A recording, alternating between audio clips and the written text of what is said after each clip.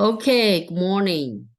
Yeah, somebody emailed me asking for the video, and I was going to upload it to YouTube. Then I realized there's no recording for this aggregate planning. So, oops, yeah. So I thought, and then also today my daughter's school finished early. So I need to pick her up. And that's why I thought, I just do this. So this one is the aggregate planning model. And so in theory, we need to decide. So this is the answer. So um, we need to decide how many shoes we are going to produce and how many inventories we want to have. So based on this, we have different demand, okay? So in operations management, when we manage the inventories, we or the productions, two things that we will consider two costs. One is the production cost or the how many workers we have, the capacity, okay? And then another one is the inventories. So when we have demand that's not stable, like it fluctuates every month or, in different seasons,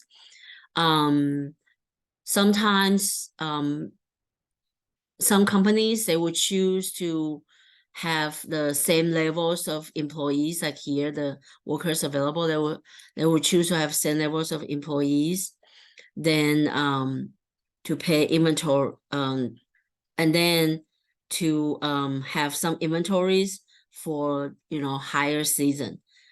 Or another times when the higher fire workers are not expensive, companies would choose to just fire and hire enough people. So every month they will just make enough for their demand because maybe the inventory holding cost is very high. Okay, so because of these two factors, we're going to run Excel, try to figure out, what are we going to do. So this one, this is the what is it? The decisions we want Excel to run, okay? How many to hire, how many to fire every month. And then another decision would be how many pairs of shoes we want to produce, okay? And then there's one more. I think there's one more. Oh, overtime. Whether or not we want, on top of hire and fire people, hiring, firing people, we also need to decide, if we decide to keep the worker and then maybe like in this month, we have higher demand, maybe we just ask our employee to do overtime, okay? So because of all this, we are going to make decision on what would give us the shortest total. So this will be our decision variables. Okay, this one. So let's try to fill up some of the formulas. So the pink one is supposed to be the unknowns, the X, Y, Z's that Excel will get the answer. So this one will be the workers from previous month. So in this case, we have the initial numbers of worker, okay? So we just equal this B5. And then after we hire and fire people, so in the end of this term, we have from the previous month, and then we hire new employees, and then we fire people. So this one will be, if we double click, will be here, okay? So we can copy this through, but then this one will be equal to the previous month, like a previous ending workers available, okay? So we just drag it over. So like this one is equal to this one, okay? So that's that. And so this is whatever we have for the workers. And then the regular hours. The regular hours available will be this times the workers we have. The workers we have times the hours they do every month. And because we are going to drag it over to the right, so and we want this B6 to stay, okay? So we will put a $ in front of B. So when we drag it over, we can double click. So this is stay here, this is here. So this is good, okay? And then we will have the overtime labor hours, okay? So the maximum overtime labor hours. So overtime maximum is 20 hours per employee, okay? So this one, whatever our overtime labor should be less equal than the maximum.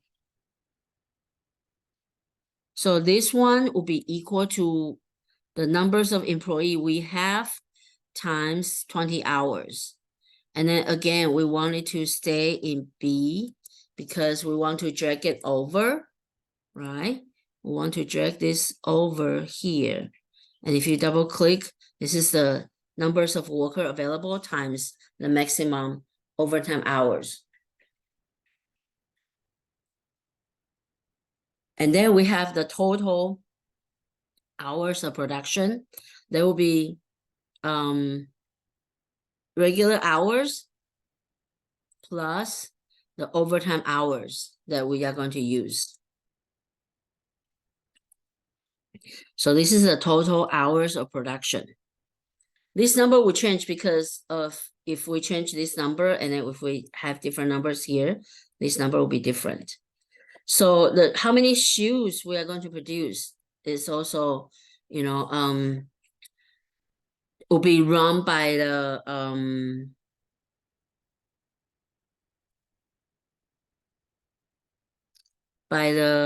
what should I put it?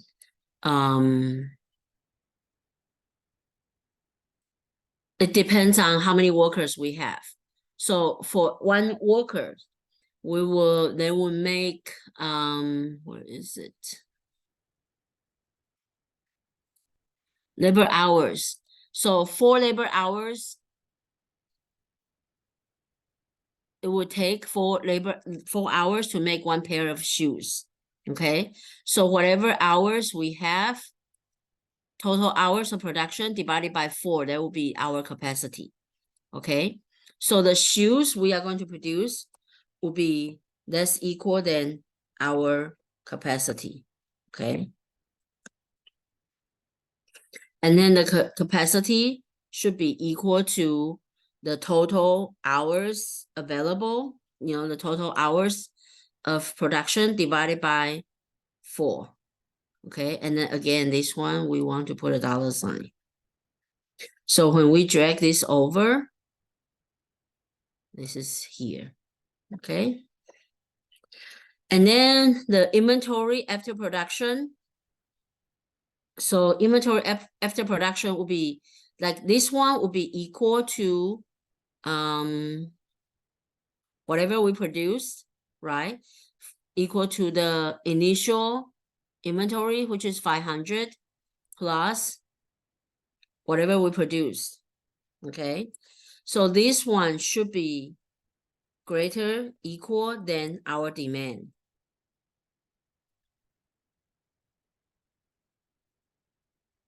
Okay, and then the ending inventory should be equal to the inventory after production minus the demand.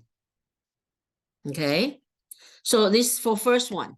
And then the second one, I mean for this one, the inventory after production should be equal to the ending inventory from previous month. So when I did this last week, we add something called beginning inventory.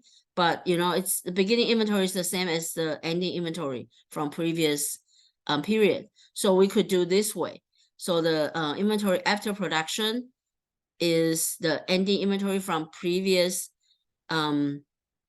month plus the production. Okay, so the production is here. So there will be inventory after production. And then this one will be the same thing. So we can just drag this over. Oops. Show you. So this one should be the inventory after production minus the forecast demand. Okay. And then for this one is this, whatever we produce, plus the previous ending inventory. And this one was whatever we produce plus the initial inventory. Okay. So this one, we can also drag it over. So if we do this, you can see it's the whatever we produce from the ending inventory. Okay. And then the hiring cost will be let's see, hiring cost is how many, you know, the hiring cost per worker times the workers we hire. But because when we want to drag it over, we want this to stay here. So we want to put a $ in front of B8. And B18 stays here because when we want to drag it over, we want it to be able to move.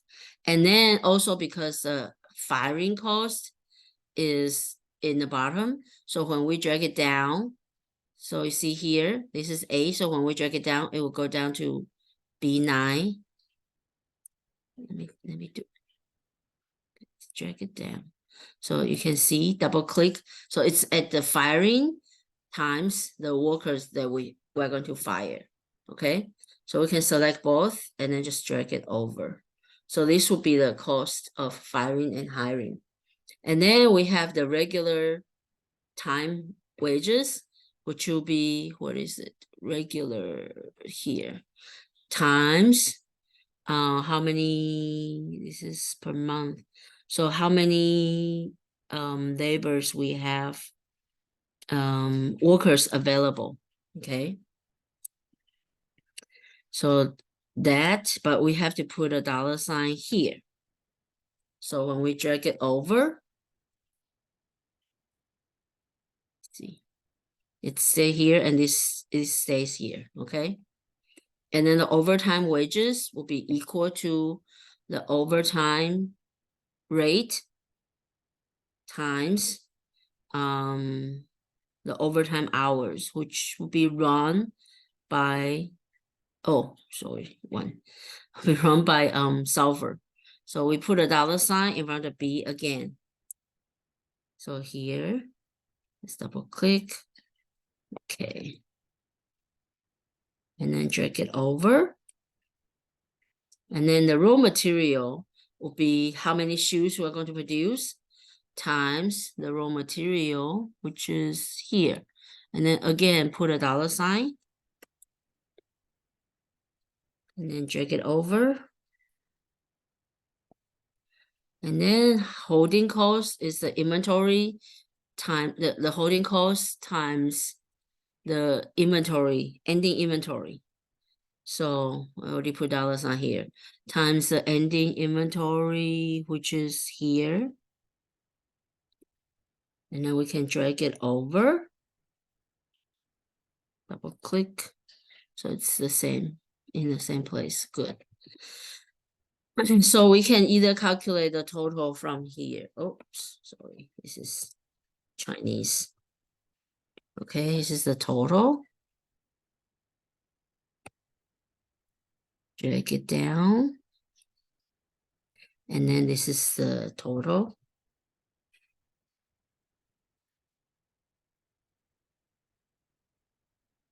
Oh, actually, I can do this. So I can do this. Just want to do it like every month, right? So I can do every month. We can drag it over. So if we drag it here, you see here, it also calculates the sum of that. And then this one, let me put a color so that when we run solver, it will run. So in theory, let me check. I feel like there's something missing. Okay, so in theory, so solver is under data. Oh well, I didn't download solver in my own computer. So if you don't see it, we can go to, oh, this is different.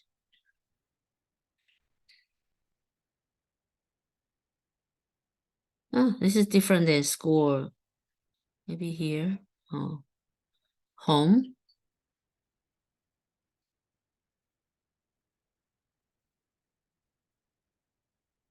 Interesting.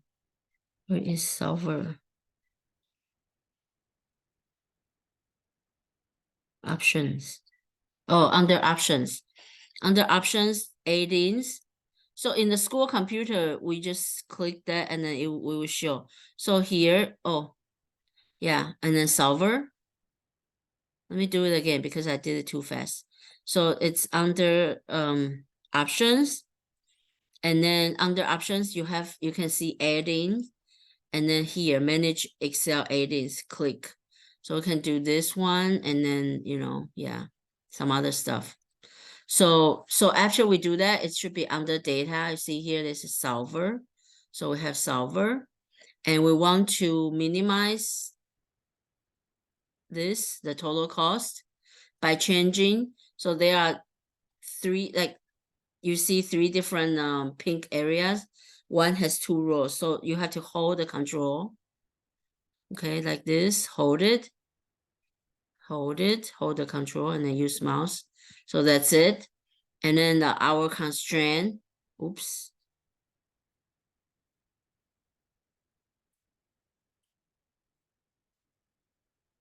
What did I do? Let me check. Okay. Yeah, I probably did something. I probably accidentally clicked something. So so you see, like whenever you see the unequal sign above unequal sign, and then this is less equal, and then click this, okay, whatever below, add, and then this one less equal than this, add this one greater equal than this, okay? So those are our constraints. So in theory, we should also put in the workers we hire. Okay, should be integer. I didn't do it the other day, and then the shoes produced should be integer. We don't need to do the overtime labor hours doesn't need to be integer. So that's wrong, but I think the answer should be the same. Yeah, so this is the answer. So in theory, in this case, they are going to fire some more people, okay, in month one. So we have only 93 employees. And then we have, you see the firing cost, okay, and then the regular wages, all this. So because of that, we're going to follow this. And then, in this case, we only need to pay like one-time inventory cost. So it's only one holding cost, $3,000. Okay. So I'm going to change this. Like imagine this is September, October, December, November, and December. So I'm going to change the demand to make it let's change this to 1,000, and then let's change this to like Christmas to 5,000. So the total demand for these 4 months are the same. I just switch this 5,000 with this 1,000, okay? Just to show you if we run solver, what does it do?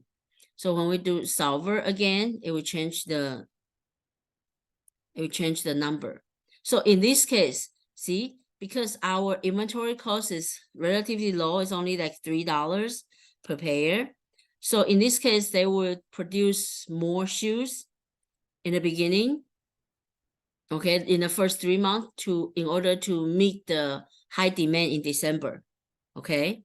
And you see that they will keep firing people and then keep 65 in eventually, okay? So they'll keep 65 employees. And then the overall cost for hiring, firing, will be this much. Yeah, but you see our inventory cost is always low. I mean, lower than, hiring and firing, okay? So that's it for today. And I'm going to hopefully, I hope I recorded. Okay, so I'll post this and then don't forget to work on your top hat. I think there's 11 chapters. I mean 11 chapters. Okay, bye.